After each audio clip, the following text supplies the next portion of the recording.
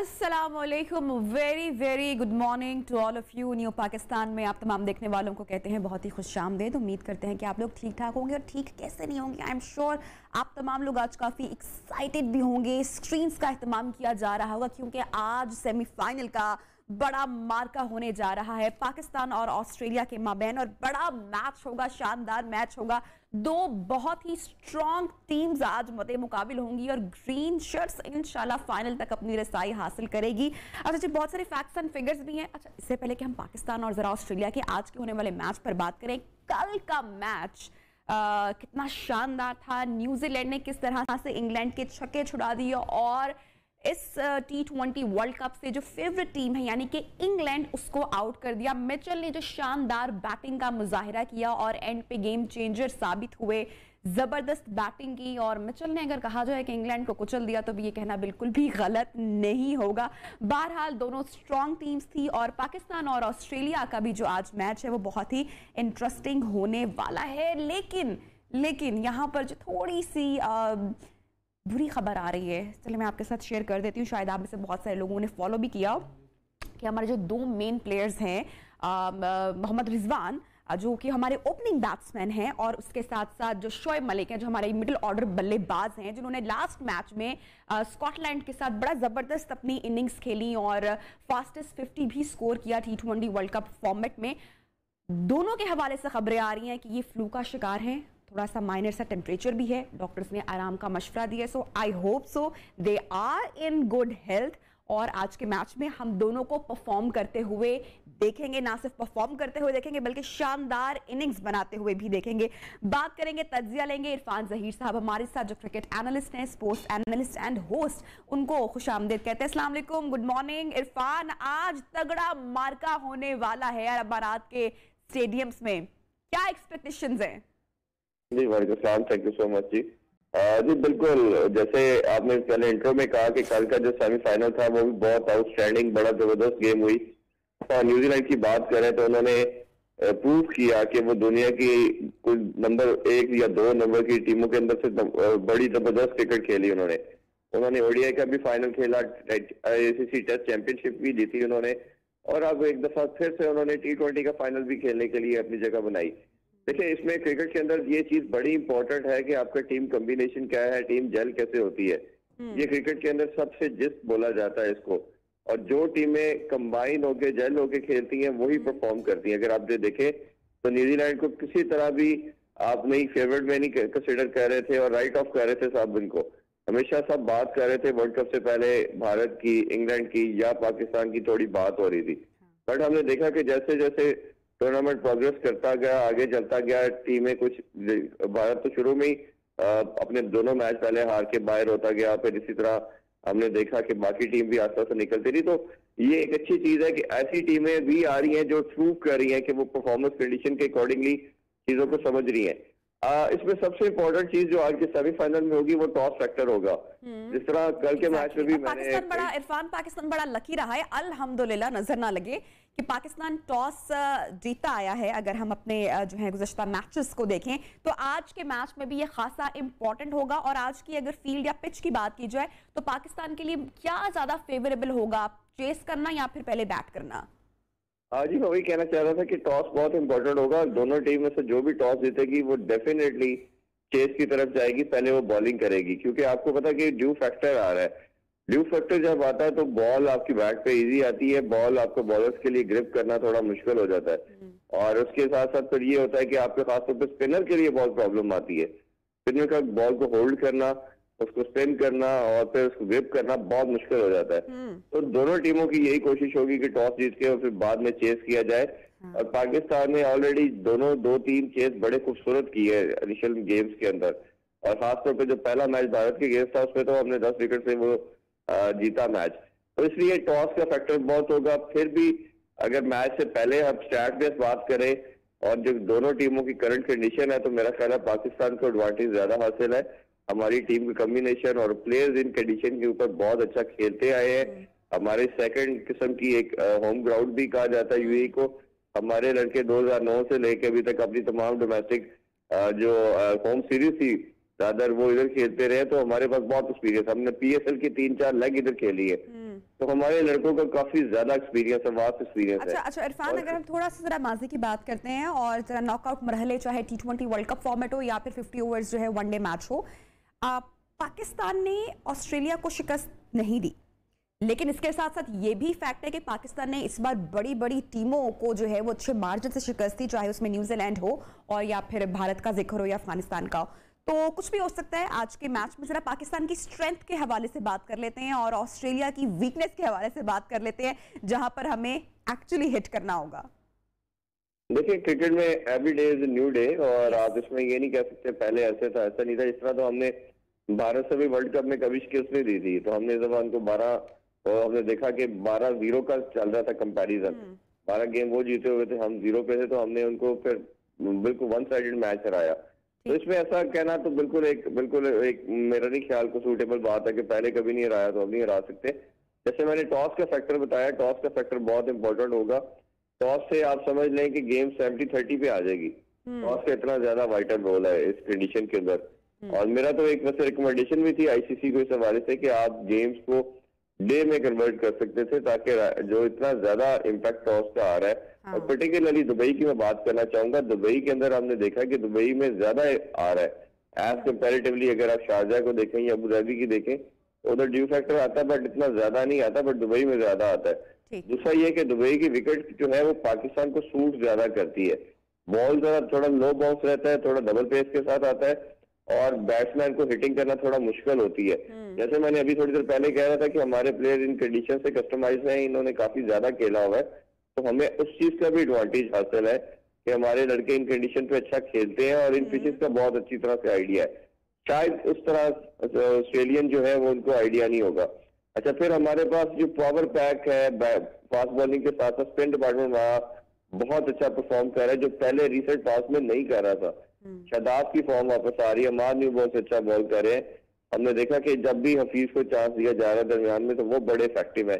खासतौर पे हफीज के ओवर, वार्नर अच्छी फॉर्म में है, वार्नर के लिए मेरा ख्याल है यूज करना चाहिए पाकिस्तान को ट्रम्प कार्ड के तौर पे, ताकि वो लेफ्ट हैंड के अगेंस्ट बड़ी अच्छी बॉलिंग करते हैं हफीज। तो इस तरह की छोटी छोटी चीजें हैं जो करनी पड़ेंगी। बाबर की कैप्टनसी बड़ी इंप्रूव नजर आ रही है। बिल्कुल, बाबर तो बहुत फॉर्म में दिखाई दे रहे हैं, लेकिन इरफान मैं आपसे कंफर्म करना चाहूंगी, जो इतलात मिल रही हैं शोएब मलिक और मोहम्मद रिजवान की हेल्थ के हवाले से कि उनको फ्लू है और माइल्ड टेम्परेचर भी है, तो ये कोई अच्छी खबर नहीं आ रही है। क्या कहते हैं सोर्सेज, आज के मैच में परफॉर्म कर पाएंगे, और अगर खुदा ना खास्ता नहीं कर पाते तो रिप्लेसमेंट कौन सी होगी और उसका क्या इम्पैक्ट आएगा? कल ही बेग साहब से वैसे बात हो रही थी, तो हमने बात की कि कोई तब्दीली हो सकती है, तो उन्होंने बोला कि कोई बहुत ही बेवकूफ होगा कि जो अब इस स्टेज पर आकर तब्दीली करे बाबर 11 में।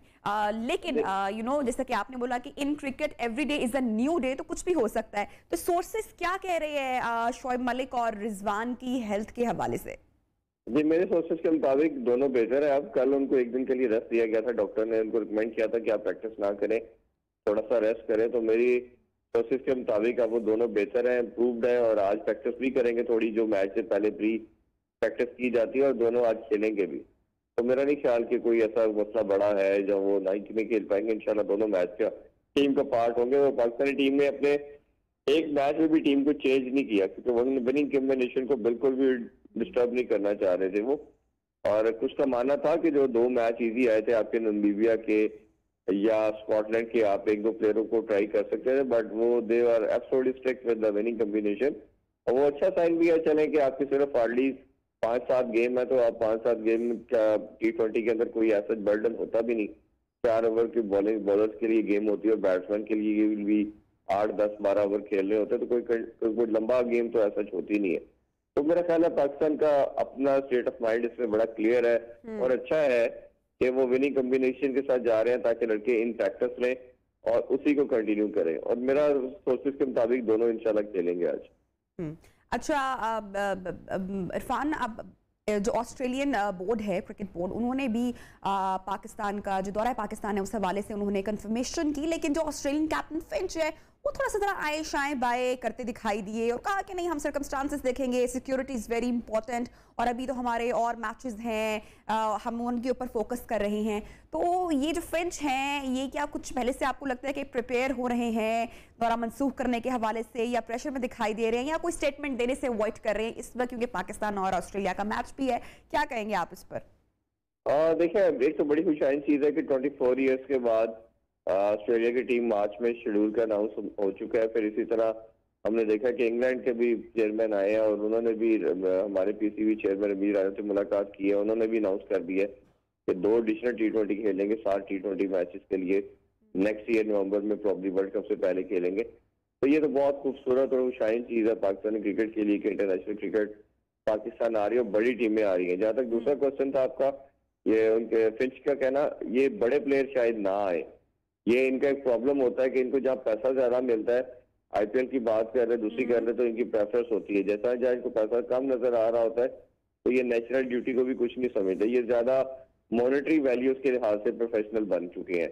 और हमने देखा कि अभी रिसेंटली इन्होंने न्यूजीलैंड ने बांग्लादेश का भी टूर किया, तो बांग्लादेश भी इनके बड़े प्लेयर नहीं गए, छोटे, जिसे कहना चाहिए आधी टीम प्रॉपर थी, कुछ आपके अंडर 19 के 1-2 लड़के थे, फिर ए टीम से लड़के थे, तो वो पूरी 100% जो आपकी स्ट्रेंथ थी वो नहीं जाती है छोटे कंट्रीज के अंदर।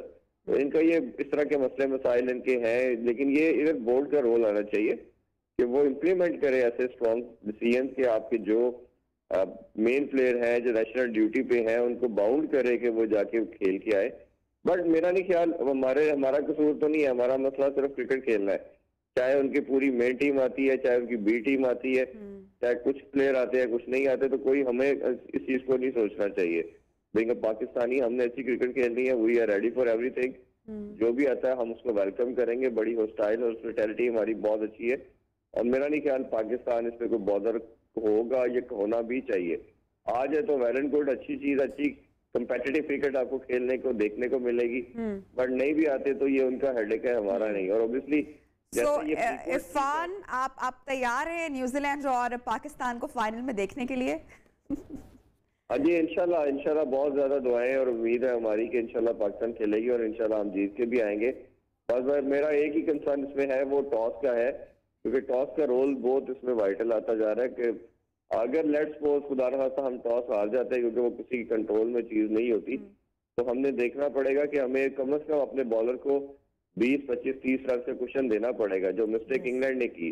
और अगर पाकिस्तान बैट करता है फर्स्ट, तो उसको बहुत एक अच्छा स्कोर देना पड़ेगा। और फिर बॉलिंग जो है वो उतनी ही, क्योंकि पाकिस्तान की बॉलिंग फील्डिंग भी स्ट्रांग है, तो वहां पर और थोड़ा सा जो है उसको आज होपफुली कि पाकिस्तान जो है वो आज का बहरहाल मैच जो है जीतेगा। इरफान, आपको मैं यकीनी तौर पर दोबारा जरूर लूंगी पाकिस्तान की जीत पर इंशाल्लाह। थैंक यू सो मच कि आपने हमें ज्वाइन किया अभी प्रोग्राम में। और भाई दुआएं हैं हमारी टीम के साथ, ग्रीन शर्ट्स के साथ, शाहीनों के साथ। तो इंशाल्लाह देखते हैं, इंतजार है शाम 7 बजे का, जब पाकिस्तान और जनाब ऑस्ट्रेलिया मध्य मुकाबिल होंगे। मे the best team win and Pakistan is the best team and the favourite team. तो जनाब लेंगे यहाँ पे ब्रेक और ब्रेक के बाद आएंगे दोबारा, हाजिर होंगे आपकी खिदमत में। Stay with us.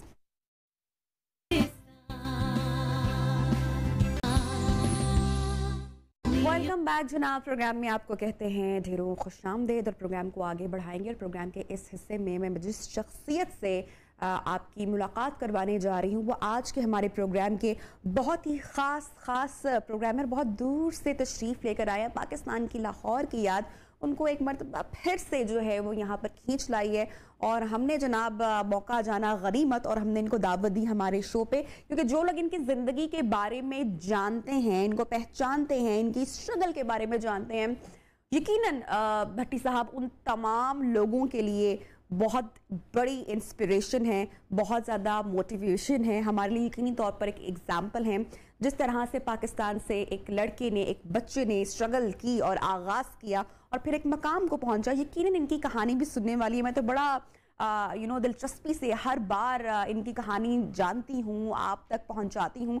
आज बहरहाल ये जो पाकिस्तान तशरीफ़ लेकर आए और इतनी जल्दी वापस जा रहे हैं, ज़रा गपशप करते हैं। और उनके साथ जनाब म्यूज़िक का तड़का ना हो प्रोग्राम में, ऐसा कैसे हो सकता है? कोविड के भी हालात अब बेहतर हो चुके हैं, बहुत सारे लोग वैक्सीनेटेड भी हो चुके हैं, होपफुली कॉन्सर्ट्स वगैरह, म्यूज़िक का भी थोड़ा सा आगाज़ और हम वापसी की तरफ पहुंच रहे हैं। जनाब हमारे साथ शहरियार यानी कि शेरी, इनको आप शेरी के नाम से जानते हैं, शेरी मौजूद हैं। लेकिन सबसे पहले महमूद भट्टी साहब, इंटरनेशनल डिज़ाइनर, हम आपको हमारे प्रोग्राम में बहुत बहुत खुशामदीद कहते हैं। कैसे हैं आप? Thank you very much. I am sorry कि आपको सुबह सुबह दिक्कत देनी पड़ी और जो है वो मुझे लग रहा है कि आप रात को नींद शायद पूरी नहीं हुई है, बहुत बिजी स्केड्यूल है, आई अंडरस्टैंड दैट। बिल्कुल 2 बजे सोया हूँ रात 2 बजे। अच्छा, थैंक यू सो मच, हम आपके मशकूर हैं फिर कि आपने टाइम निकाला। लाहौर के खाबे खींच लाए आपको वापस या कोई और वजह थी? नहीं, यहाँ पे कुछ मुसीबतें भी पड़ी हुई हैं यहाँ पे, आपने देखा ही होगा, सुना होगा, उस वजह से मैं इधर आया हूँ। तो अब आपकी वापसी हो रही है? अब वापसी, बिल्कुल, क्योंकि वहाँ पे भी जाके काम करना है ना, तो आपको पता ना, नौकरी बड़ा सीरियस, ऑफिस को सीरियस चलाने पड़ते हैं। तो कोई स्ट्रेस फ्री टाइम भी गुजारा इस पूरे दौरानिए में पाकिस्तान में? एक सेकंड नहीं मिला मुझे, एक सेकंड नहीं, एवरी टाइम 1 आवर बिजी। ऊपर से लाहौर में इतनी ट्रैफिक हो गई है, अशर नशर हो गया है यहाँ पे। तो सर आपकी इंशाल्लाह परसों वापसी हो रही है, दुबई स्टे करते हुए आप जा रहे हैं, कोई मैच भी देखेंगे आप या क्रिकेट अलविदा? बिल्कुल क्रिकेट का मैच देखेंगे, क्योंकि मैं जानता हूँ काफ़ी लोगों को जो वहाँ पे हैं। अल्लाह मियाँ करे पाकिस्तान वर्ल्ड कप ले आए। अच्छा बड़ी साहब, बहुत सारे लोग आपकी ज़िंदगी के बारे में जानते हैं, लेकिन बहुत सारे ऐसे भी लोग होंगे जो आप भी हमारा शो देख रहे होंगे, जो आपको जानते तो होंगे लेकिन आपके स्ट्रगल के बारे में नहीं जानते होंगे। मेरी कोशिश ये होती है कि आप जब भी तशरीफ़ लेकर आए तो मैं थोड़ा सा ज़रा फ्लैशबैक या माजी में ज़रूर जाऊँ, क्योंकि ऑब्वियसली इंस्पिरेशन है, मोटिवेशन है, एक एग्जाम्पल है, एक मिसाल है। बहुत सारे कम लोग होते हैं जो ज़ीरो से स्टार्ट करते हैं और अपने आप को किसी जगह पर, किसी मकाम पर ले जाते हैं। तो मैं ज़रूर चाहूँगी कि आप कुछ ना कुछ शेयर ज़रूर करें, ताकि जो हमारे आजकल के जो नौजवान जो बहुत सहल पसंद हो चुके हैं, उनको आपसे थोड़ी सी इंस्पिरेशन तो मिले। नहीं, सबको मेरी लाइफ स्टोरी का पता है, बुक्स पढ़ी हुई हैं, मतलब मैंने ज़ीरो से काम शुरू किया है और सबको पता है मैं दाता साहब जाता था लंगर खाने के लिए। अब मैं एक गाना गा रहा हूँ जो दाता साहब से शुरू हो रहा है सारा मेरी लाइफ पे। अच्छा। और पेरिस में 3 गाना ये आप खुद गा रहे हैं? हाँ, खुद। तो ये सिंगिंग का टैलेंट अंदर था? सब ये आपने, मेरी आपसे पहले 2, 3, 4 बार मुलाकात हुई, लेकिन आपने ये नहीं बताया हमें। नहीं, मैं सब चीजें कर रहा हूँ, मैं क्या बहुत जरूरी है करनी है ना। किताबें आपने लिखी हैं, फैशन डिजाइनिंग, इसके अलावा भी बहुत लंबी एक फहरिस्त है, और अब the new venture is singer. और उसके बाद एक ड्रामा अपनी लाइफ पे मैं बना रहा हूँ, मैं खुद प्ले कर रहा हूँ उस पर, जो बच्चों को सबको फ्यूचर को पता चले लाइफ हम ज़ीरो से कैसे ऊपर लेके चलते हैं। अभी 3 दिन पहले मैं गया हुआ था फैशन डिज़ाइन स्कूल, क्योंकि वो मैंने पौधा लगाया था बच्चों को लेक्चर देने के लिए, क्योंकि वो फ्यूचर तो वो है ना हमारे मुल्क का ना। तो कल मैं गया हुआ था पंजाब यूनिवर्सिटी में 400 बच्चों को लेक्चर देने के लिए, क्योंकि असल जो चीज़ है ना हमारे ओवरसीज़ पाकिस्तानी की, वो है मतलब उनको ये पता चले पैसे कमाने इतने इजी नहीं होते। सब समझते हैं भट्टी साहब जो है ना, अब इतनी चीज़ें बन गई हैं, इतनी माशाल्लाह चीज़ें हो गई हैं, लेकिन लाइफ इज़ नॉट इजी। मैं सुबह 6 बजे अपने ऑफिस जाता हूँ और रात को कभी मैं 8 बजे से पहले मैं नहीं आया, क्योंकि आदमी ना अपनी लाइफ एक ऐसी बन गई हुई है ना। तो अब मैं दूसरे काम काफ़ी कर रहा हूँ, क्योंकि फैशन से ज़रा आस्ता आस्ता ज़रा पीछे हो रहा हूँ थोड़ा सा ना। तो सर हमारा जो आजकल का नौजवान है उसको तो लगता है कि थोड़ा सा शॉर्टकट अपनाएंगे तो पैसे ही पैसे हो जाएंगे, और पैसे की दौड़ लगी हुई है। तो जब मेहनत करेंगे तो पैसे बनेंगे, सिंसियर बनेंगे तो पैसे बनेंगे। आदमी आधी रोटी खा ले, पूरी ना खाए जो पेट में दर्द हो। सर आपकी लाइफ में टर्निंग पॉइंट कैसे आ गया? इतने सारे लोग ट्रेवल करते हैं, बाहर भी जाते हैं, नहीं कामयाब हो पाते, पैसा नहीं बना पाते, बट यू डिड दैट, आपने वो बस मुझे आदत थी ना, क्योंकि मेरे पेरेंट्स, हम बहुत गरीब फैमिली से मैं तल्लुक़ था, बस्तामी रोड मुल्तान रोड से। मेरी मदर जो एक 8 मरले के घर पे रहती थी, और काफ का घर था वो, मुझे पता भी नहीं था काफ क्या चीज़ होती है, ठीक है ना। और उसकी डेथ हुई तो मुझे पता चला ये घर तो जो उसका था, ठीक है ना। तो वो आदमी को अपना माजी नहीं भूलना चाहिए। मैं वहाँ से आया हूँ, यहाँ पे खाने के लिए पैसे नहीं होते थे, पेरिस में सफाई का काम करता था, गार्बेज ढूंढता था खाने के लिए। तो ये सब चीज़ें ना आदमी को खुद जब आपके पास कुछ भी ना हो ना, तो आपको पता होना चाहिए मेरा आगे भी नहीं है पीछे भी नहीं है, ठीक है ना। तो खुद यूजुअली लोग जब किसी जगह पर पहुंच जाते हैं और स्पीकर गेस्ट जाते हैं तो वो बड़ी अपनी ज़िंदगी की चमकती दमकती चीज़ें बताते हैं कि हम कितने सक्सेसफुल हैं, हम कितने अमीर हैं, हम कितने दानिश्वर हैं। लेकिन आप हमेशा अपना जो कहते हैं ना कि इंसान जो असल है या जो आगाज़ आपका रहा, हमेशा वो स्टोरी शेयर करते रहते हैं। इंसान को ना हम्बल रहना चाहिए। ये सब लोग अल्लाह ने हमें जैसे बनाया हुआ है, थोड़ा सा कोई ऊपर हो जाएगी, हर इंसान की इज्जत होनी चाहिए। वो कहते हैं ना कफन पे जेब नहीं लगी होती। सब चीज़ें इधर मेरे लिए ये सारा शो है, ये घर, ऑफिस, बिल्डिंगें, कारें, कूरें, ये सारा एक शो है। ये ज़िंदगी में एक शो अल्लाह मियाँ देता है, आदमी छोड़ के चले जाता है, लेकिन किसी की लाइफ पे आदमी को जालिस नहीं होना चाहिए, किसी की चीज़ों पे नज़र नहीं होनी चाहिए, आदमी को खुश होना चाहिए, यार अल्लाह ने इसको दिया, मैं इसकी जैसा मैं क्यों ना बनूं। ठीक है ना। अगर मुझे मतलब पाकिस्तान से एक सितारे इम्तियाज़ मिला था फैशन के चक्कर में, क्योंकि फैशन मैं लेके आया था पाकिस्तान में सारा, दुनिया से मुझे 10 सितारे इम्तियाज़ माशाल्लाह मिल चले हैं। 4 दफ़ा मैं जज रह चुका हूँ, मिस रशिया के लिए, मिस फ्रांस के लिए, मिस इटली के लिए। तो ये सब चीज़ें ना अल्लाह मियाँ आपको देता है। इज़्ज़त पता है कौन सी इज़्ज़त होती है?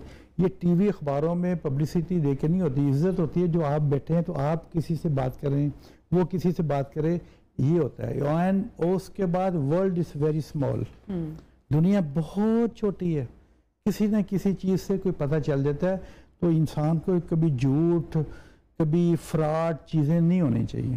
जिंदगी में सब कुछ पाया, जिंदगी में सब कुछ पाया, सब कुछ पाया। एक चीज़ की ख्वाहिश रह गई हो अधूरी, कोई चीज़ ऐसी क्या होगी ऐसी बात अगर क्या होती है? मेरा बड़ा शौक था, एक मतलब ड्रीम था। मुल्तान रोड पे मैंने एक ज़मीन ली थी यतीमों के लिए। वो ज़मीन मेरी नहीं है, एक मरबा ज़मीन ली थी यतीमों के लिए। वो अब जब मैं वहाँ पे वो यतीमों के कुछ घर स्कूल बनाने लगा, वो पता चला वो जनाब मेरी ज़मीन ही किसी ने अपने नाम पे और अपनी बीवी के नाम पे करवा दी। एक वकील को छोटी लेटर दिया हुआ था, तो वो फिर अदालतों के चक्कर लगाए यहाँ पे। वो ज़मीन तो मेरी है ही नहीं, मैंने तो वो आप समझते हैं कि वो आपका एक ड्रीम प्रोजेक्ट था जो अधूरा रह गया। हाँ, वो पता है क्या यहाँ पे ना, वो ये मुसीबत है ना, ओवरसीज पाकिस्तानी जो होते हैं ना बहुत मेहनत करते हैं, बहुत। आप ये ना सोचें, ये पाकिस्तान में तो ये लोग खुश हैं, ब्लेस्ड है बिल्कुल। वहाँ पे मतलब ना उनकी ज़ुबान आती है, ना उनके कल्चर क्या पता है। छोटे छोटे कमरे होते हैं, नहीं आती ना हाँ कुछ नहीं, छोटे छोटे कमरे में आदमी पैकेट चुनता है, ये कहता है। इतनी मेहनत करके थोड़े पैसे कमाएगा, अपनी फैमिली को भेजेगा, थोड़े पैसे कमाएगा, अपनी फैमिली को भेजेगा, फिर वो कहेगा मैं घर बना लूँ, फिर वो उसकी शादी हो जाती है, फिर उसकी बेटियाँ हो जाती हैं। वो कहता है यार बेटी को मैं पाकिस्तान ले जाऊँ, मैं अपने कल्चर में इधर ना रखूँ, उनका कल्चर हमारे कल्चर में बड़ा फ़र्क है। और जब पाकिस्तान आता है वो एक घर लिया होता है, वो किसी ने और ने कब्जा कर लिया, ठीक है ना। तो ये चीज़ें ओवरसीज़ पाकिस्तानी के लिए मेरा तो यही मैसेज होगा। सर, जब यहाँ से हमारा जो मुल्क का जो नौजवान है, जो बच्चे हैं, जो स्टूडेंट्स हैं, जब वो बाहर जाते हैं तो वो बड़ी मेहनत करते हैं, बड़ा दिल लगाकर काम बहुत मेहनत करते हैं। जब पाकिस्तान में होते हैं तो आपको लगता है कि अगर उतना ही एफर्ट यहाँ पर करें मैं तो बिल्कुल सबको यही कहता हूँ, प्लीज़ आप पाकिस्तान में बैठ के ना ये ना ड्रीम सोचे, यार भट्टी साहब ने ये कर लिया, एक दरख्त जाके वो इस नोट इसने छीन लिए हैं। मैंने बताया मैं सुबह 6 बजे ऑफिस जाता हूँ, रात के 8 बजे जाते हैं। अगर पाकिस्तान में भी आप इतनी मेहनत करें ना, ईमान से बहुत अच्छे पैसे बनेंगे, बहुत अच्छी चीज़ें बनेंगी, अपनी फैमिली के पास आप रहेंगे। लेकिन जो फैशन आप करते हैं तो वो फैशन फिर पूरी दुनिया में जाना चाहिए ना। मैं पूरी दुनिया में लेके गया था, अपना नाम बना लिया था। तो वो अब यहाँ पे भी इतना प्यारा मुल्क है पाकिस्तान। अगर मैं यहाँ पे इतनी बड़ी मैंने इन्वेस्टमेंट की हुई है, इतनी बड़ी चीज़ें की हुई हैं, क्योंकि मैं अपने मुल्क को मैं नहीं भूला और अपनी माजी को मैं कभी नहीं भूला। शहरी देख लें, ये बातें हमें सबको जो है वो याद रखने की ज़रूरत है, स्पेशली हमारे जनरेशन को, कि बाहर जाकर जिस तरह से आजकल के बच्चे या जो नौजवान हैं वो कितनी एफर्ट, कितनी मेहनत करते हैं, लेकिन पाकिस्तान में रह के पता नहीं क्यों सहल हो जाते हैं। चले बहरहाल ये तो बातें हैं, भट्टी साहब से हम उनके तजुर्बात, उनके एक्सपीरियंसेस, उनका जो कहते हैं ना कि जो उनकी ज़िंदगी का निचोड़ है वो हम उनसे ज़रा पूछते रहेंगे। लेकिन मुझे आप बताएं कि भाई after a long time, after a long break, Covid ने बड़ा इफेक्ट किया भाई म्यूज़िक इंडस्ट्री को, तो अब वापसी जी अब ग्रेजुअली हो रही है। अल्हम्दुलिल्लाह बहुत अच्छा हो गया, अब तो काफ़ी रिलीफ मिल गया गवर्नमेंट की तरफ से भी, और म्यूज़िक शो स्टार्ट हो गए हैं काफ़ी, अब तो कैफेस भी खुल गए हैं और इवेंट्स भी हो रहे हैं, और काफ़ी मतलब कि हम इवेंट्स में आजकल बिजी भी हैं। तो शहरी कोविड में तो वैसे काफ़ी टाइम मिला होगा ना म्यूज़िक पे काम करने के लिए, काफ़ी कुछ नई धुनों वगैरह पर या कुछ जी काम वगैरह किया? काफ़ी हमने काम किया, काफ़ी इसमें हमने एक तो वीडियोस भी किए थे और काफ़ी म्यूज़िक पे भी काम किया। कुछ नए प्रोजेक्ट्स भी आपके आ रहे हैं? जी नए प्रोजेक्ट्स इंशाल्लाह नेक्स्ट मंथ इंशाल्लाह एक तो वीडियोस भी आ रहे हैं, शूट करने लगे हैं, तो इंशाल्लाह होप सो अच्छे लगेंगे आप सबको। यानी कि हम इंतज़ार करें अभी थोड़ा सा और। जी थोड़ा सा करना पड़ेगा। तो ब्रेक पे जाना है शहरी, लेकिन ब्रेक पर जाने से पहले कुछ आपसे थोड़ा सा हम सुनेंगे। भट्टी साहब, शहरी the young talent of Pakistan, मैंने देखा, वो देखा उसने पेरिस का कोट पहना हुआ है अच्छा, ये कोइंसिडेंस है, मुझे नहीं था बताया कि आप आ रहे हैं, तो वो मेरे लिए पहन के आया स्पेशल। तो आप बताने आए हैं ना कि ये आपको डेडिकेट है। अच्छा जी, शायरी क्या सुनाएंगे? मेरा एक बड़ा अच्छा गाना है मंदिया, उसका लास्ट ईयर हमने वीडियो भी किया था, रिलीज किया था, वही सुनाता हूँ आपको। भट्टी साहब अगर आपकी इजाजत हो तो। इस प्रेशर माशाल्लाह देखे ना, लुक भी उनका ना। यस।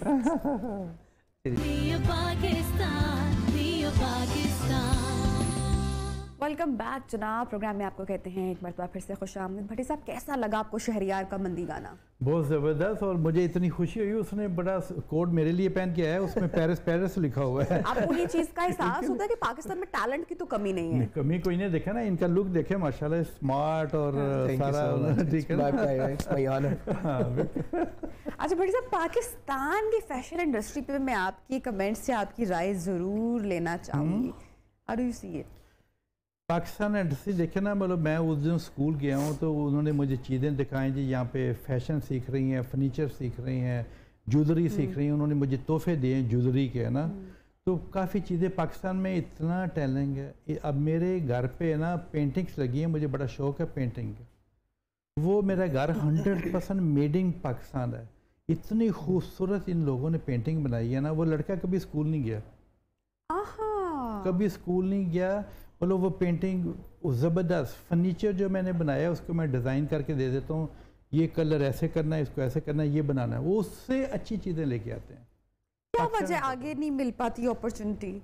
बस ये मिलनी अब अगर चाहिए हम लोग ना। फैशन इंडस्ट्री की भी बात करें, आपने पूरी दुनिया माशाल्लाह घूमी है, लेकिन अगर मैं आपसे कहूँ कि हमारे पास बहुत अच्छी मॉडल्स भी हैं, हमारे पास बहुत अच्छे डिज़ाइनर्स भी हैं, बहुत ज़्यादा टैलेंट भी है, लेकिन क्या एक वजह कि पाकिस्तान उस तरह से इंटरनेशनली रिप्रेजेंट नहीं कर पा रहा, या हम उस तरह से बाहर नहीं जा पा रहे, अपना नहीं कल्चर दिखा पा रहे, इसकी क्या रीज़न है? वो मैं उस दिन भी कह रहा था अपने लेक्चर में, जब मैं जाता हूँ लैम्प्स यूनिवर्सिटी में, नेक्स्ट यूनिवर्सिटी में, आका खान यूनिवर्सिटी, वो और दुनिया की यूनिवर्सिटी में मुझे बुलाते हैं ये बच्चों को लेक्चर देने के लिए, तो सबको मैं इनको सबको ये कहता हूँ अपना टैलेंट बाहर भी लेके जाएं। सर, अपना टैलेंट और उसके साथ जो मुझे एक चीज़ पर्सनली फील होती है, मैं ज़रूर आपसे उस पर कमेंट लूँगी, और अपना कल्चर। देखिए, जब आप वेस्ट को यहाँ पर लेकर आएंगे तो वेस्ट इसको क्यों उठाएगा? क्योंकि they are already working better than us ना, हमसे बेहतर कर रहे हैं। लेकिन जब हम अपना कल्चर या अपना फैशन वो रिप्रेजेंट करेंगे तो वो एक डिफरेंस क्रिएट करेगा। वो पता है कि अगर मैंने बताया कॉपी राइट्स वहाँ पे बहुत वो क्रिमिनल होता है, किसी को कॉपी डिज़ाइन को करे। दुनिया में वो कॉपी राइट्स बहुत ज़्यादा हैं, उसके लॉ बड़े सख्त हैं कॉपी राइट्स के। तो सब इनको ये नहीं मतलब आपने इंटरनेट पे एक तस्वीर निकाली और पकड़ के वो बना दिया, उसकी तस्वीर निकाली वो बना दी, मैंने बनाया है। नहीं, ये आपने डिज़ाइन जो ना अपने सिर से आप निकालें। जब मैंने आप देखे ना कितने यहाँ पे डिज़ाइनर बन गए, जिससे पूछो वो डिज़ाइनर है, जिससे पूछो वो डिज़ाइनर है, ठीक है ना। तो जब मैंने शुरू करवाया था तो मुझे दर्जी कहते थे। जब मैं फैशन शो करने के लिए आता था, लाइट्स नहीं होती थी, म्यूज़िक नहीं होता था, यहाँ पे हेयर ड्रेस मेकअप कुछ भी नहीं होता था। मैं पूरी 50 लड़कियों की टीम लेके आता था, कराची, लाहौर, इस्लामाबाद, अपनी जेब से स्पॉन्सर करता था वो करके। और सिर्फ मैं आया था, आप क्रिकेट की बात कर रहे थे, मैं आया था 96 में। अच्छा। जब इमरान हमारा प्राइम मिनिस्टर लेके आया था यहाँ पे वर्ल्ड कप 92 में लेकर आए थे, और उसके बाद पाकिस्तान एकदम से बहुत ज़्यादा ठीक है। तो मैं उस ज़माने में मैंने लाहौर, कराची, इस्लामाबाद मैंने शो किए थे, ठीक है ना। वर्ल्ड कप पे मैंने किए थे। मैं क्या, मेरा ये फ़र्ज़ हर एक ओवरसीज़ पाकिस्तानी का सबसे बड़ा फ़र्ज़ ये है, अपने जो आपने अल्लाह ने आपको बाहिर दिया तो आप वो चीज़ें लेके पाकिस्तान में लेके अपने मुल्क में अपने फ्यूचर हमारे लोगों का अच्छा बने। आने वाले जो बच्चे हैं उन्होंने आगे मुल्क को लेके जाना है ना। सर, वैसे पाकिस्तान में से अगर मैं पूछूं कि आपका कौन है, मुश्किल सवाल होगा शायद मेरे ख्याल से, जैसे कभी हम किसी सिंगर से पूछते ना कि आपका फेवरेट सिंगर कौन है, तो वो अक्सर कहते हैं कि मैं खुद ही अपना फेवरेट हूँ। तो अगर मैं पूछूं पाकिस्तान में भी कुछ आपको डिज़ाइनर्स पसंद हैं या किसी का काम अच्छा लगता है, तो आप ऐसा कोई है? मैं आपको पता ना, मैं बिज़ी बहुत ज़्यादा होता हूँ क्योंकि यहाँ पे बड़े काम होते हैं एक एक सेकंड के लिए ना। मैं दो दफ़ा मुझे बुलाया था चीफ गेस्ट इन्होंने फैशन वीक पे, सिर सैगल ने बुलाया था फैशन वीक पे, तो उधर मैं गया था। इट्स ओके, लेकिन वही मैं कह रहा हूँ ना, अपने सिर से आप फैशन करें, किसी के पेपर निकाल के आप कह रहे हैं कि आइडियाज़ अपने निकालने, क्रिएटिविटी आपकी अपनी होनी चाहिए उसमें, वो चलिए ठीक है, फैशन उसको कहते हैं। I got your point. अच्छा, पाकिस्तान के जो हालात हैं, आप पॉलिटिकली ज़रा देख रहे होते हैं, फॉलो कर रहे होते हैं, पाकिस्तान की जो आवाम है बेचारी, आए रोज़ हम तो महंगाई पर सेगमेंट कर रहे होते हैं, तो आपको रियलाइज़ हुआ यहाँ पर रहते हुए कि यहाँ की आवाम का जो इस वक्त सबसे बड़ा मसला है वो क्या है? पूरी मैं फिरता पूरी हूँ, दुनिया का आपको मैं लगता पूरी है? दुनिया में फिरता हूँ, इसलिए मैं सियासत में मैं नहीं आता, क्योंकि मुझे बिल्कुल शौक नहीं है, मैं इन चीज़ों से बहुत दूर जाता हूँ। पूरी दुनिया में ना इतनी महंगाई एकदम ऊपर गई है ना, पेरिस कोविड के बाद 35% 40% महंगाई ऊपर गई है। अब एयरलाइन की टिकट जो बिजनेस क्लास की पहले मैं 2.5 लाख की लेता था, अब 9 लाख की आती है वो टिकट। वो सीट भी नहीं मिलती, क्योंकि उन्होंने फ्लैटें भी कम कर दी हैं। इसलिए पाकिस्तान में महंगाई नहीं है अकेली, बाहर की दुनिया में भी बहुत सारे दुनिया में ऐसे चले गए। मेरे बच्चे अमेरिका में होते हैं, वो कहते हैं पापा वो ये महंगाई इतनी होगी, मुझे इतने पैसे भेजो, इसे ऐसे करो। पूरी दुनिया में ये सेम चक्कर है। अच्छा भट्टी साहब, अभी तो आप बहुत सारे लोगों की इंस्पिरेशन है, मैं बार बार ये जिक्र कर रही हूँ, लेकिन जब आपने आगाज़ किया था और जब आपने जैसा कि बताया अभी कुछ देर पहले कि लोग आपको जब डिज़ाइनर नहीं, जब आप दर्जी कहते थे, तो आपकी इंस्पिरेशन उस टाइम पे क्या कोई था? मैं जब पाकिस्तान रहता था, मेरे पास कपड़े नहीं होते थे पहनने के लिए। मैंने कॉलेज जाना है, इन्होंने बड़े पैंट कोट पहने, मैं ऐसे करके खड़ा था। मेरी तस्वीरें आप वो देखें ना बचपन की, आप कहेंगे माय गॉड। तो वो अल्लाह ने मुझे पेरिस ले गया, क्योंकि यहाँ पे मेरे हालात अच्छे नहीं थे। वहाँ पे मैं सफाई का काम करता था, एक फैशन ऑफिस में चले गया, वहाँ पे मेरा काम था सफाई का। मैंने ऐसे देखा करना डिज़ाइन कैसे बने। मैं तो कभी स्कूल नहीं गया, क्योंकि पैसे नहीं होते थे, मेरी फैमिली बड़ी गरीब थी। तो वहाँ पे मैंने खुद ही फैशन सीखा। 2 साल बाद मैंने अपनी ऑफिस खोल लिया वहाँ पे। वहाँ पे है 100% जूश। वो आप उनसे बात करें ना, आप पे इतबार करते हैं, आप पे हेल्प करते हैं, वो आपकी आगे बढ़ने में मदद करते हैं। बिल्कुल। तो वो मेरे सारे दोस्त जो थे बन गए थे। वो मुझे उन्होंने एक ज़बान जो ना इंसान की बड़ा ज़रूरी और बड़ा पक्का होना चाहिए। आपने किसी से प्रॉमिस किया ना, मैंने पैसे लिए हैं, वो प्रॉमिस को पूरा करना चाहिए। मैंने बिजनेस खरबों पे किए हैं सिर्फ ऐसे। अच्छा, मैं आपसे आखिरी सवाल पूछूंगी, फिर मुझे शायरी से गाना भी सुनना है। अगर मैं आपसे पूछूं, आपकी ज़िंदगी में बहुत सारे आपने एक्सपीरियंसेस आपके रहे हैं और उन तजुर्बात की बुनियाद पर आपकी ज़िंदगी का एक निचोड़ निकलता है।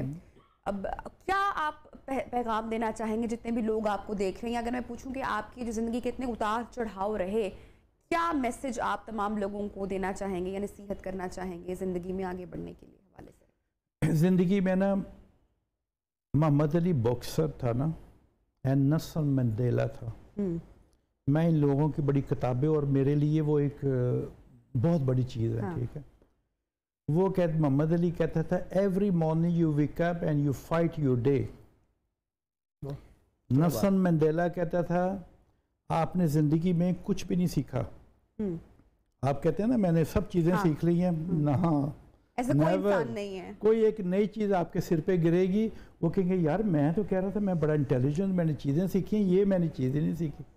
तो इसलिए ना लाइफ का इसको every day you learn something new thing. Yes बड़ी साहब, थैंक यू सो मच, आपने टाइम निकाला। हैव अ सेफ ट्रैवल, और इंशाल्लाह जब आप दोबारा पाकिस्तान आएंगे तो आपसे ज़रूर मुलाकात होगी इंशाल्लाह ताला। जाने से पहले शेरी जो आप जी लाइव सुनेंगे आज आप हमसे। जी बिल्कुल इंशाल्लाह। क्या सुना रहे हैं? एक बड़ा खूबसूरत गाना है, मेरा फेवरेट है, अहमद जान ज़ेब जी का गाया हुआ है। सो मैं वही सुनाता हूँ।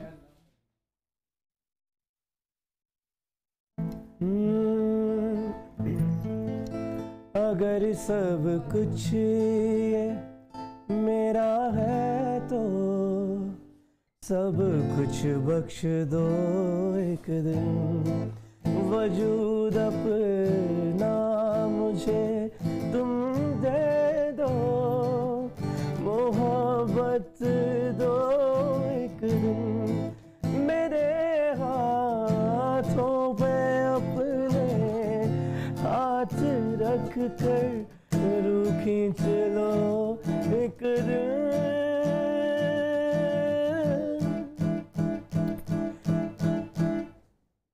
कहो एक दिन, कहो एक दिन, कहो एक दिन कि जो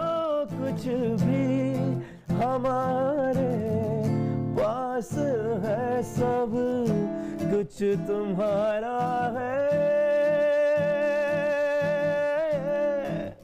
कहो एक दिन, कहो एक दिन। सितारा सी जिन्हें कहते हैं, वो आंखें तुम्हारी हैं, जिन्हें तुम शाखसी कहते हो, वो बातें तुम्हारी हैं, जिन्हें तुम झील सी कहते हो, वो आंखें तुम्हारी हैं, कहो एक दिन, कहो एक दिन कि जो कुछ भी हमारे पास है, सब कुछ तुम्हारा है, कहो एक दिन, कहो एक दिन।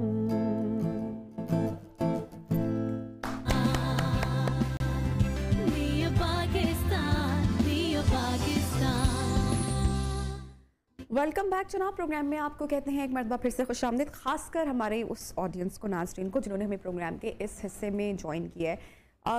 ज़िंदगी ऐसे मालूम होती है कि जैसे किसी दौड़ का हिस्सा है हम, और कामयाब वही शख्स है जो कि एंड तक पहुंचेगा। बहुत ज़्यादा मटीरियलिस्टिक भी हमारी ज़िंदगी हो चुकी है, और जब हमें कुछ चीज़ें नहीं मिल पाती हैं तो हम स्ट्रेस और एंजाइटी का शिकार होते हैं और मायूस होना शुरू हो जाते हैं, और मायूसी को गुनाह भी कहा गया है हमारे दीन इस्लाम में।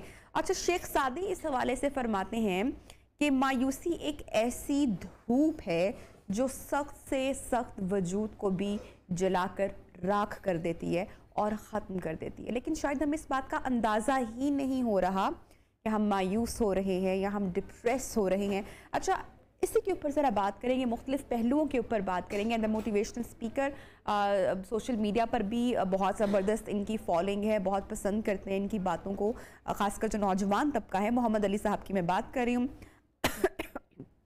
Ali, thank you so much, आपने ज्वाइन किया हमें नियो पाकिस्तान में। मुझे बताएगा कि हम कब जज करते हैं कि वी आर गेटिंग डिप्रेस्ड? जी, अस्सलाम वालेकुम वरहमतुल्लाहि वबरकातुहू। फर्स्टली जज़ाकल्लाह खैर, thank you very much for inviting me. मायूसी की आपने बात की, देखें पहली तो बात के जो हालात आजकल चल रहे हैं, इट इज़ अंडरस्टैंडेबल कि लोग मायूसी की तरफ भी चले जाते हैं।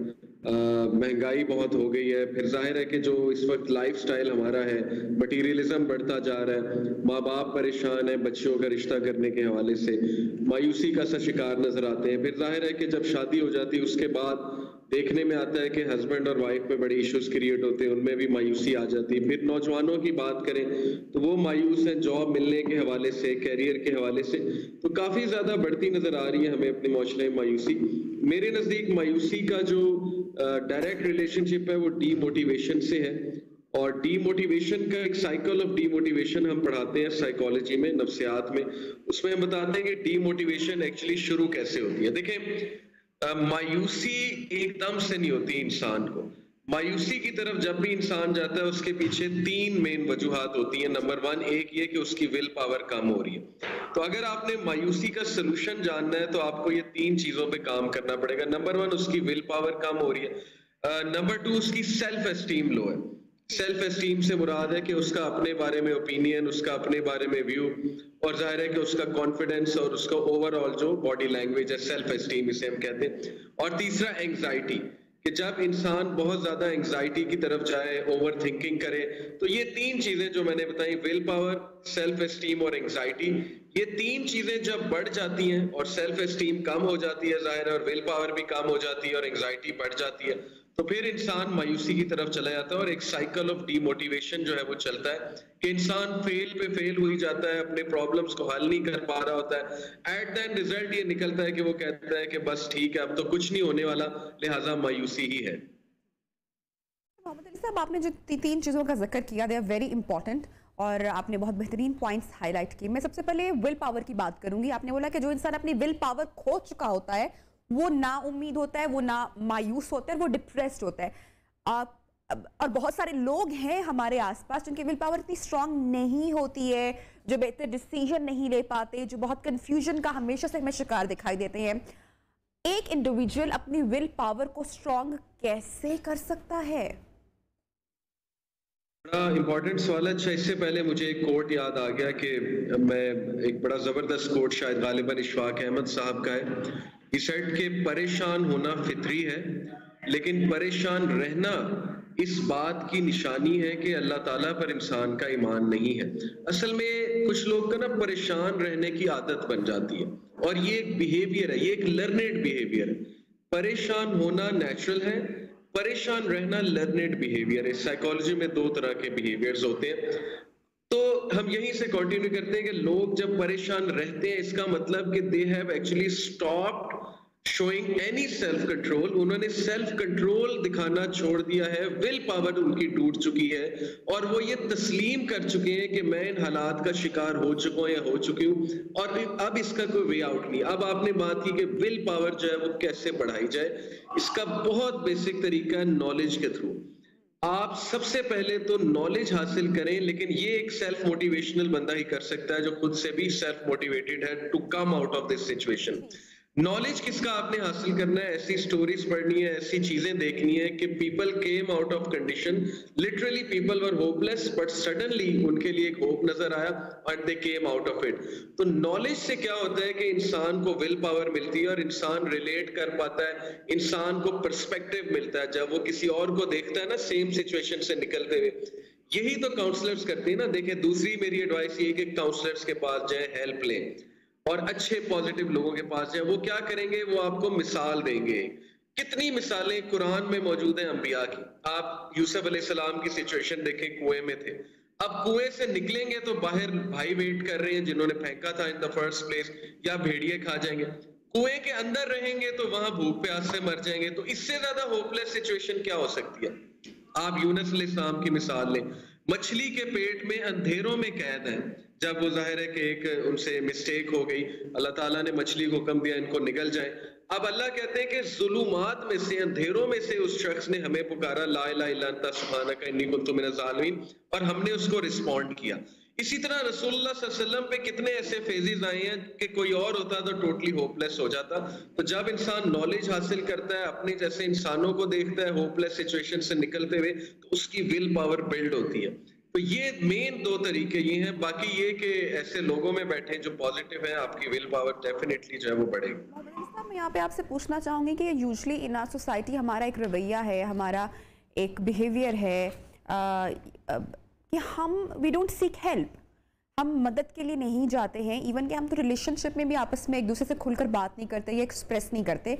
तो ये जो नॉर्म है या ये जो एक ऑर्थोडॉक्स रवैया है, हम इसको कैसे तब्दील कर सकते हैं कि हम एक्चुअली बाहर जाएं और जब हम लाइफ में फेल होते हैं तो हम वाकई इस बात को एडमिट करें कि I need someone to support me. ये हम नहीं करते, क्यों? इसका क्यों का जवाब ये कि हमारा कल्चर, हर कल्चर के कुछ एट्रीब्यूट्स होते हैं। हमारा कल्चर बड़ा सप्रेसिव है इमोशंस के हवाले से। हम ना इमोशंस को सप्रेस करने वाला कल्चर है। अगर आप वेस्टर्न लोगों को देखें, वो जरा एक्सट्रोवर्ट्स होते हैं, इमोशंस को एक्सप्रेस करते हैं। देखें, पेरेंट्स को, पेरेंटिंग से बात शुरू होती है। पेरेंट्स को ऐसा माहौल बनाना चाहिए कि बच्चे शेयर करें बात। पेरेंट्स, अब वो पेरेंटिंग खत्म हो गई है 21वीं सदी है कि डांट टपट के और रोब जमा के और जो है वो अगलों को डरा धमका के आप बात मनवा लेंगे। ऐसे नहीं होता। Now you have to ask them कि मुझसे एक्सप्रेस करो। पहली तो बात, ये कल्चर वहां से शुरू होना चाहिए। दूसरा, जो मियाँ बीवी हैं, स्पाउसेस हैं, देखिए मियाँ को एक ख्याल करना चाहिए कि ये जो खातून है ये मेरे बच्चों की कल को माँ बनेगी, इसने मेरी जनरेशन चलानी है, इसी पे तो मैंने इन्वेस्ट करना है। वो एक बेवकूफ तरीन आदमी है जो अपनी बीवी को टॉर्चर करता है क्योंकि वो अपनी जनरेशन को खतरे में डाल रहा है। उसने कल को नेगेटिव करना है उसके बच्चों को, यानी उसकी बीवी ने। तो अक्लमंद इंसान वो जो अपनी बीवी के साथ कम्युनिकेशन अच्छी रखे ताकि दोनों एक दूसरे के साथ बात शेयर करें। और औरतों को भी मर्दों की चीज सुननी चाहिए। मर्द बहुत कम एक्नॉलेज होता है हमारे माशरे में। दोनों तरफ इश्यूज हैं। जब कम्युनिकेशन स्ट्रांग होगी, दोनों खुलेंगे, बात करेंगे, और तीसरी बात ये कि जहनी हम साइकोलॉजिस्ट के पास इसलिए नहीं जाते, हम कहते हैं जी हम कोई पागल है, तो जरूरी नहीं कि पागल आदमी साइकोलॉजिस्ट के पास जाता है। साइकोलॉजिस्ट बड़ी बड़ी जबरदस्त टिप्स देते हैं, ये एक नॉलेज है, ब्रांच ऑफ नॉलेज है। हर बीमारी का इलाज है तो साइकोलॉजिस्ट के पास आप जाएं। ये एक चले उस तरह की बीमारी तो नहीं है कैंसर टाइप, लेकिन ये एक मनफी सोच है, इसका इलाज भी थेरेपिस्ट के पास है। तो हेल्प लेना बहुत जरूरी है, हमें इस चीज को प्रमोट करना है और आप लोग भी माशाल्लाह इसको बड़ा अच्छा प्रमोट कर रहे हैं इस सोच। अच्छा मोहम्मद अली साहब, मैं अगेन आपके उन 3 पॉइंट्स पर आऊंगी जो कि बहुत इंपॉर्टेंट है, उनका जिक्र बार बार किया जाना मेरे ख्याल से दुरुस्त होगा। जिन आपने 3 पॉइंट्स का जिक्र किया, जिसमें से नंबर 1 आपने विल पावर बताया, सेकंड आपने सेल्फ स्टीम बताया और थर्ड आपने बोला एंजाइटी को डील करना।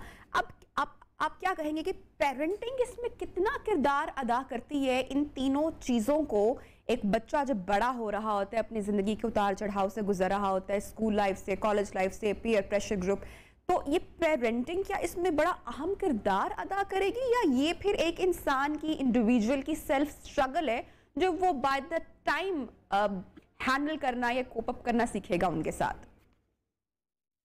बहुत बहुत बड़ा रोल है पेरेंटिंग का। फैमिली यूनिट स्ट्रांग नहीं है तो आपका मुआशरा स्ट्रांग नहीं है। पेरेंट्स बच्चों की सेल्फ एस्टीम किल करते हैं।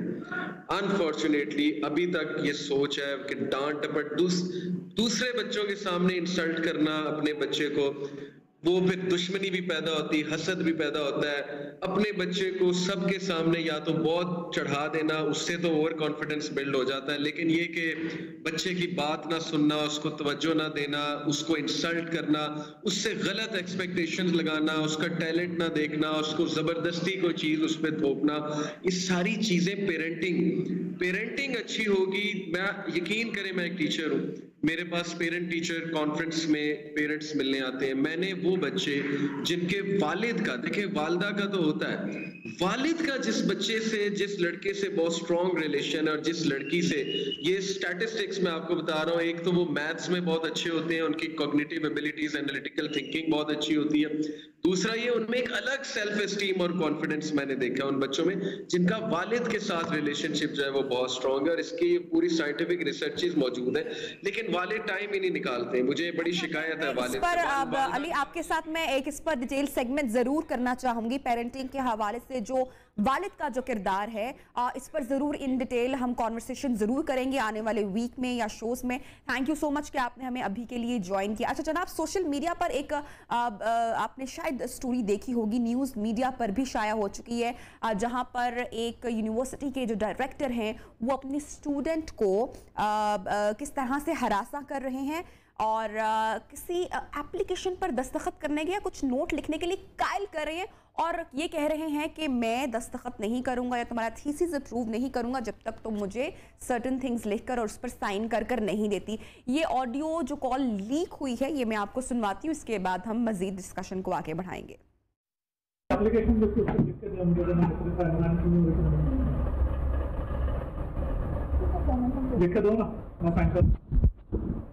तो मैं रिलेशन तो मैंने ऐसा पाना चाहूँगी। हाँ इसमें मैंने अपने काम अपने शो की है वो कहाँ से तेरे कार में कोई एक्शन नहीं मैं तेरे कोई एक्शन नहीं मुझे साइन करके दे रहा 2 नंबर को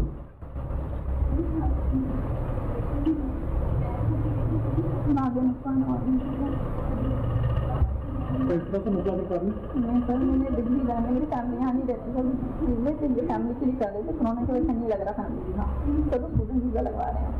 मैंने आपको कोई बड़ी बात नहीं करी, क्या कहा मैंने ये लिख कर दो तो साथ में साइन आपका थीसिस पे कर दिया।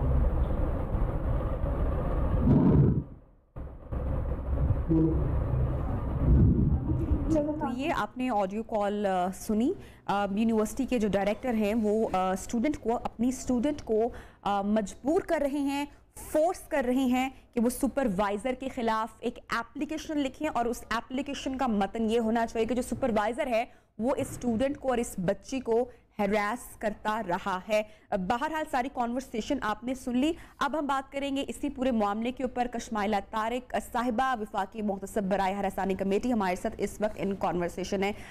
कशमाइला जी, बहुत शुक्रिया आपने वक्त निकाला हमारे प्रोग्राम के लिए। यकीनी तौर पर यह केस आपकी नज़र से भी गुजर चुका होगा।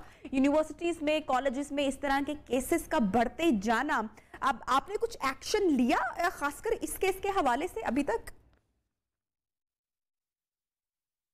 थैंक यू आयशा साहिबा। पहले तो हमारे पास ये केस अभी पहुंचा नहीं है जी। हमारे पास सुओ मोटो पावर्स नहीं है कि यानी हम अज खुद नोटिस नहीं ले सकते जब तक हमारे पास कोई कंप्लेंट ना करे। दूसरी चीज़ ये कि ये कमेटी नहीं है, ये वफाकी मोतसिब का हमारा इदारा है और जिसके ऊपर वफाकी मोतसिबीन बैठते हैं। मैं आपको इसलिए करेक्ट कर रही हूँ ताकि लोगों तक सही इन्फॉर्मेशन जाए। और इसको हम FOSPA कहते हैं, FOSPAH। किसी किस्म की भी इंफॉर्मेशन चाहिए तो आप ऑनलाइन जाकर इसके ऊपर कंप्लेंट कर सकती हैं। ये जो आप बात कर रही हैं कि यूनिवर्सिटीज़ और कॉलेजेस में ये बढ़ते हुए ऐसे हैरेसमेंट के केसेस हैं, ये देखिए रिपोर्ट ज़्यादा होने लग गए हैं, लोगों में शऊर आ गया है। ये मेरा ख्याल में पहले भी होते थे, लेकिन हम बच्चियों को कह देते थे कि चुप रहो, उनके घर वाले उनको डिस्करेज करते थे, उसके ऊपर उनको इतनी एनकरेजमेंट नहीं होती थी या कॉन्फिडेंस नहीं होता था कि अगर हम इस इशू को लेकर आगे बढ़ेंगे तो हमें जस्टिस मिलेगा। लोग क्या कहेंगे, टैबू समझा जाता था। अब जैसे वो खातून डर रही हैं कि मेरी जो थीसिस है उसके ऊपर सिग्नेचर नहीं होगा और वो ब्लैकमेल हो रही है और हैरेस हो रही है। ठीक है, पहले ऐसे इदारे काम में नहीं थे, कवानीन नहीं थे, इम्प्लीमेंटेशन नहीं थी। अब आप लोगों के तवसत से, मीडिया के तवसत से, इदारों के तवसत से सूबाई मोतसबीन भी हैं और फेडरल मोतसब भी हैं। तो ये जितनी यूनिवर्सिटीज़ हैं, आपने देखा भी पीछे कराची के अंदर एक इशू आया जिसके अंदर वॉशरूम्स के अंदर कैमरास लगे हुए थे। उससे पहले बलूचिस्तान यूनिवर्सिटी में आया, हमारे पास यहाँ पे बहरिया यूनिवर्सिटी के केस आए, कायद आज़म यूनिवर्सिटी से केस आए। तो मैं समझती हूँ कि लोगों का रिपोर्ट करना, बच्चियों का, लड़कियों का, खवातीन का आवाज उठाना एक बड़ी खुशाइंद बात है। ये मुआशरे में मीडिया की जो पावर है वो बहुत ज्यादा बढ़ चुकी है और इस तरह के केसेस सोशल मीडिया पर भी बहुत ज्यादा रिपोर्ट होते हैं, फिर वो मेन स्ट्रीम मीडिया तक पहुंचते हैं और उसके बाद केसेस आगे बढ़ते हैं। आपने बार बार बोला कि ऑनलाइन कंप्लेन का एक पूरा तरीकाकार मौजूद है, बहुत सारे लोग उससे अनअवेयर होंगे। मैं आपकी मौजूदगी से फायदा उठाते हुए वो भी पूछना चाहूंगी, वो भी जानना चाहूंगी ताकि मैक्सिमम लोग उस हवाले से जान सके। फिर मैं इस केस की तो बात करती ही हूँ आपसे।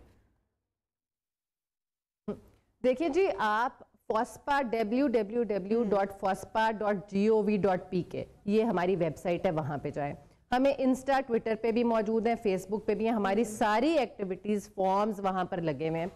ऑनलाइन कंप्लेंट है, नहीं तो आप फ़ोन कीजिए। आपको जिस किस्म की हैरेसमेंट का सामना है आप मशवरा लीजिए और उस तरह की कंप्लेंट सादी लिख कर हमें आप ऑनलाइन कंप्लेंट कर दें, नहीं तो रिटर्न हमें दे जाएं। अच्छा, उसमें आपको ना वकील की ज़रूरत है, ना आपको कोई पैसे खर्च करने की ज़रूरत है। 2 महीने में हम केस डिसाइड करते हैं, हफ्ते से ज़्यादा हम केस की डेट की हेयरिंग नहीं डालते। उसके बाद आप अपना केस खुद प्लीड कर सकते हैं। हम नोटिस करते हैं दोनों पार्टीज़ को, जब हम आपकी कंप्लेंट ले लेते हैं, असेस करते हैं ये हैरेसमेंट है कि नहीं है। उसके बाद दोनों पार्टीज़ को बुला लेते हैं। जब दोनों पार्टीज़, एक पार्टी के पास एविडेंस है या विटनेसेस है, उसको गवाही देने के लिए लोग मौजूद हैं, उसके पास एविडेंस में जैसे ये आपने वॉइस रिकॉर्डिंग सुनाई, किसी के टेक्स्ट मैसेजेस हैं, व्हाट्सएप मैसेजेस हैं, वो किसी के पास किसी किस्म का भी जो एविडेंस है वो ले आते हैं, वो एविडेंस ला सकते हैं और उसके ऊपर इंक्वायरी हो सकती है। जब हम खासकर इस केस की बात करते हैं जहां पे डायरेक्टर हमाद ने बच्ची को, स्टूडेंट को, तालिबा को हरास किया, यूनिवर्सिटी की जो इंटरनल इस वक्त कमेटी है वो तो इस पूरे मामले की जांच पड़ताल कर रही है, इंक्वायरी जारी है। मैम मुझे बताएगा कि ये जो शख्स हैं डायरेक्टर हमाद जिनका नाम बताया जा रहा है, इनके खिलाफ क्या एक्शन लिया जा सकता है या कार्रवाई का आगाज कब होगा और कैसे होगा? अच्छा, अब ये बहुत ज़रूरी है, मैंडेटरी है, जिसको कहते हैं लाजिम और मलजूम, कि हर इदारे में सेक्सुअल हैरेसमेंट कमेटी का होना लाजिम है। 3 लोगों पे उसका मुनहसर होता है और मिनिमम 1 खातून को उस कमेटी का मेंबर होना चाहिए।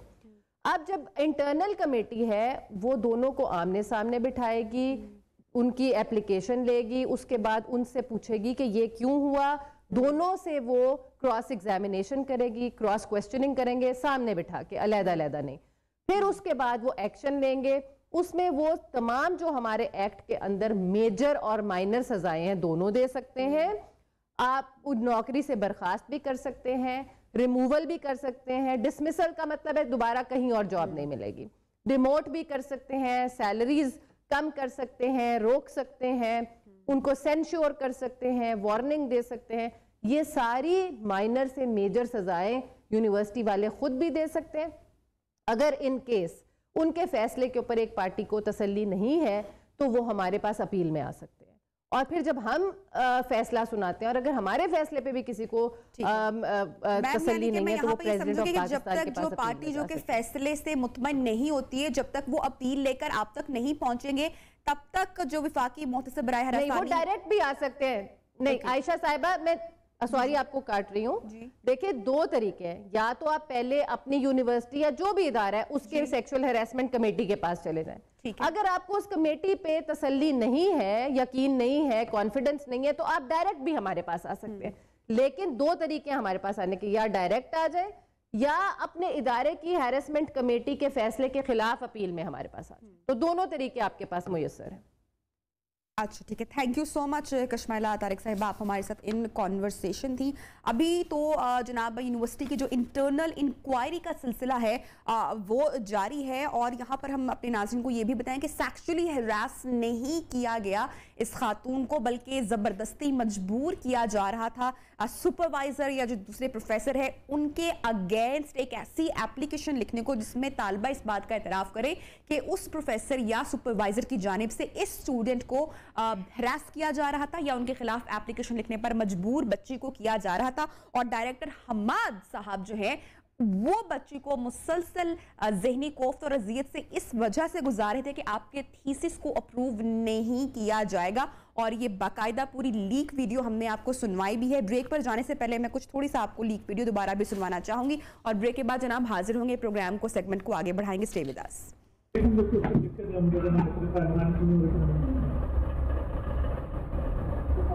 दिक्कत हो ना मैं साइन कर तो मैं रिलेशन तो मैंने ऐसा साइन चाहूँगी। हाँ इसी में मैंने अपना जो है ना मैंने अपने साइन वगैरह बना दी हैं, अपने शो की हैं, वो कहाँ से तेरे कार में कोई एक्शन नहीं है तो मैं तेरे खिलाफ कोई एक्शन नहीं है, मुझे साइन करके दे रहा दोनों को।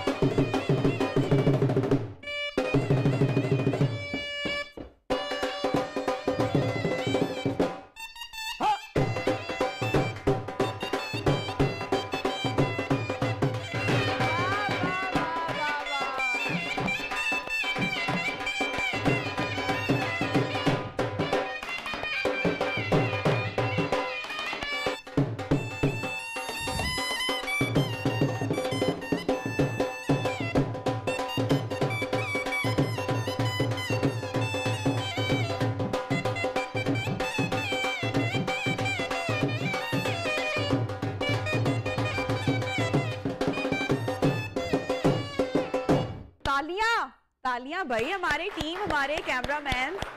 बहुत खूब, बहुत शानदार। पंजाब का कल्चर, ढोल one of the best music instrument. और वो कहते हैं ना, ढोल की थाप पर जो है वो भंगड़े डालना या जो है वो मस्त हो जाना, ये ऐसे ही बात नहीं बनी हुई है। ढोल की शान ही कुछ और है जनाब, और एक हमारे पंजाब का कल्चर है। और कामी जो है ये ऐसे ही सोशल मीडिया सेंसेशन नहीं बन गए हैं। मैं आपको एक बात बताऊं कामी, मैंने आपकी परफॉर्मेंस को जिस तरीके से ये इंजॉय खुद कर रहे थे ना इस म्यूजिक को और ढोल को, वो मेरे ख्याल से सब लोगों ने जो है वो इंजॉय किया होगा। तो शरीफ रखिएगा। और जनाब कामी के साथ मौजूद हैं वाजिद हुसैन, जो कि इनके उस्ताद हैं, शहनाई प्लेयर हैं, और दोनों जो हैं इस कॉम्बिनेशन के साथ जो हैं वो ढोल पर लोगों को मस्त करते हैं और बेहाल करते हैं। आपको प्रोग्राम में खुश आमदीद कहते हैं, कैसे हैं? अच्छा, ये आप खुद बड़ा मैंने देखा कि इंजॉय कर रहे थे ढोल, कितने अरसे से बजा रहे हैं? मुझे तकरीबन 4-5 साल हो गए ढोल बजाते हुए। 4-5 साल में इतना जबरदस्त? बस ये अल्लाह की तरफ से एक सलाहियत गिफ्टेड है। अच्छा, जब ढोल बजाता हूँ तो पता नहीं चलता, एक जोश आ जाता है। हाँ, तो शुरू से वैसे म्यूजिक का या शौक था, या अचानक वन फाइन डे भाई सोचा कि चलो क्यों ना शौक में कर ले, फिर प्रोफेशन बन गया? नहीं, बचपन से था। बचपन से पसंद था ढोल? बचपन से, स्कूल से शुरू किया, फिर वैसे भी हमारा खानदान में यही चल रहा था। हाँ। तो पहले तालीम मुकम्मल की, लेकिन फिर शौक यही था तो इसी को प्रोफेशन। तालीम भी आपने मुकम्मल की और उसके साथ साथ फैमिली का चूंकि था प्रोफेशन, तो इसलिए आपने उसे कंटिन्यू भी किया। तो फैमिली में आपसे अच्छा कोई और भी बजाता है इस तरह से? जी बजाते हैं, काफी कजन सारे बजाते हैं। अच्छा, लेकिन आपको मैंने देखा आप इंजॉय करते हैं बहुत ज्यादा, फेशियल एक्सप्रेशन और बीच में वो जो भांगड़ा स्टेप, वो कहीं कहीं हमें दिखाई देता है वो तड़का। जी बिल्कुल, बस ये जब बंदे को शौक होता है किसी काम का तब भी ऐसे एक्सप्रेशन निकलता है। हाँ, तो किससे सीखा? मेरे उस्ताद हैं, कजन है मेरे, उनको देखा है, बड़े हमारे बुजुर्ग हैं, सबको देखा। हाँ। और बस तो वहीं से ट्रेनिंग, तरबियत वहीं से सारी। सोशल मीडिया पर आपको पता है, आप आजकल सोशल मीडिया पे बड़ा पसंद किया जा रहा है, बहुत सारी आपकी वीडियोस वायरल है, देखी आपने सारी? जी अल्हम्दुलिल्लाह। अच्छा, तो कैसा महसूस होता है जब लोग इतना प्यार करते हैं? और टैलेंट की कदर करना, मेरे ख्याल से वो आर्टिस्ट या फनकार या कोई भी शख्स जो कि मुख्तलिफ टैलेंट रखता है उसकी कदर करना होता है, तो ये कदर आपकी की जा रही है, आपको पता है? जी बिल्कुल। आज पूरे पाकिस्तान में लोगों ने आपको देखा। जी बिल्कुल, जिस दिन से सोशल मीडिया पे, पहले भी हम चल रहे थे, वीडियो हमारी थी, लेकिन अल्हम्दुलिल्लाह जिस दिन से ये टीवी और डिजिटल मीडिया पे आए हैं, तो बहुत ज्यादा जो इज्जत है उसमें काफी फर्क पड़ गया। तो कहाँ कहाँ परफॉर्म किए, कहाँ कहाँ गए? तकरीबन पूरे पाकिस्तान में। पूरे पाकिस्तान में? पाकिस्तान से बाहर जाने का भी इरादा है? अभी चांसेस हैं, इंशाल्लाह जरूर जाएंगे। इंशाल्लाह, हमारी दुआएं आपके साथ हैं। मुझे एक सोलो, मेरी फरमाइश है कि ढोल का जो हमारा जो फेमस जो वो एक अंदा, वो फुल परफॉर्मेंस जो है ना, वो मैं सिर्फ ढोल पर सोलो लेना चाहूंगी आपकी। जी ठीक है, तो अगर आप थोड़ा सा आ जाइए और जरा। क्यों नहीं।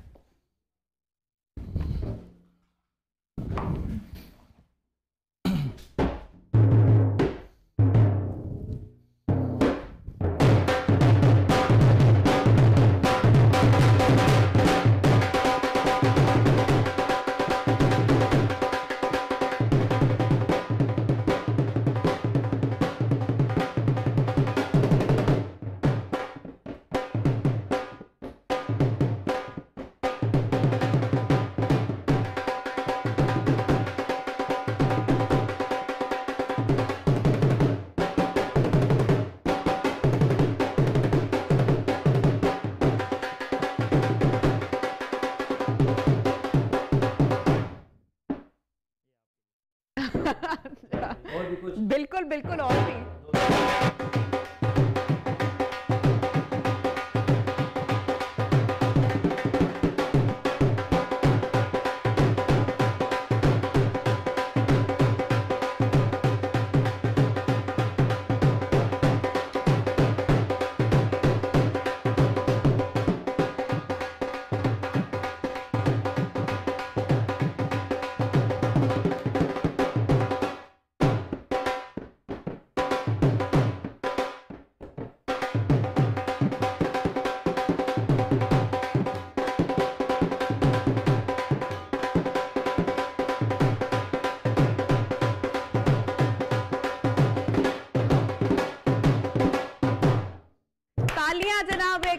फिर से होनी चाहिए कामी के लिए। कामी बैठे तशरीफ रखे और मुझे बताएं कि ढोल के अलावा भी कोई और जो है वो किसी इंस्ट्रूमेंट में इंटरेस्ट है, दिलचस्पी है? इस तरह शहनाई आपके उस्ताद आपके साथ मौजूद हैं, तो वो भी सीखी हुई है और भी चीज़ें सीख रहे हैं साथ साथ?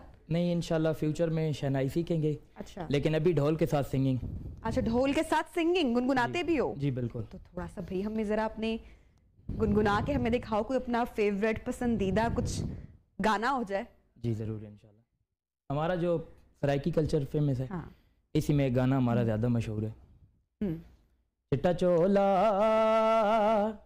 सीवे दर्दी नहीं बोलेंदा ढोले दी मर्जी, चिट्टा चोला झंग तो आया मैं कामी ढोले आला तला गंग तो आया, चिट्टे चोले दी अपनी टोरे सोना मैंढा ढोला रैंदा लाहौरे, चिट्टा चोला सीवे दर्दी नहीं बोलेंदा ढोले दी मर्जी, चिट्टा चोला मैं लाई किनारी कुड़ी निकली ओ ढोले दियारी, चिट्टा चोला ते मेंढा ढोला मेंढा ढोला आया ते पै गया रोला। क्या बात जनाब, बहुत सारी तालियां होनी चाहिए।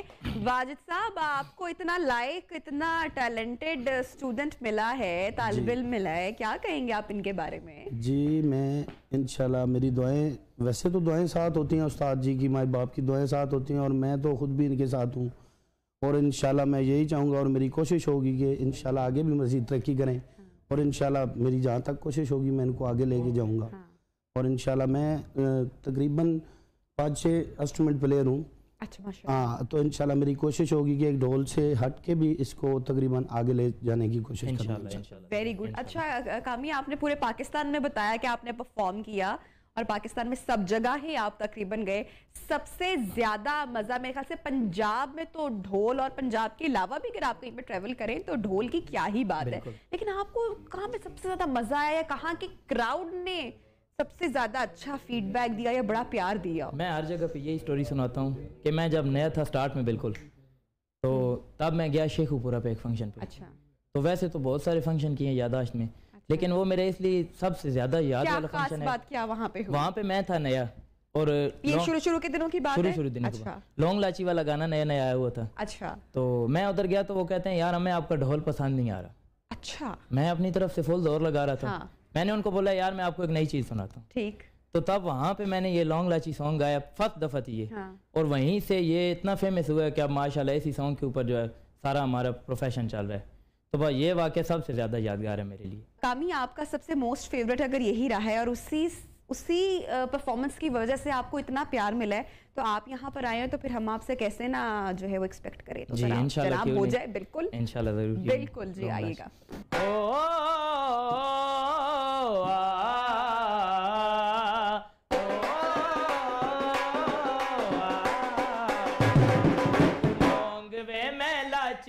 तेरे पीछे आ गया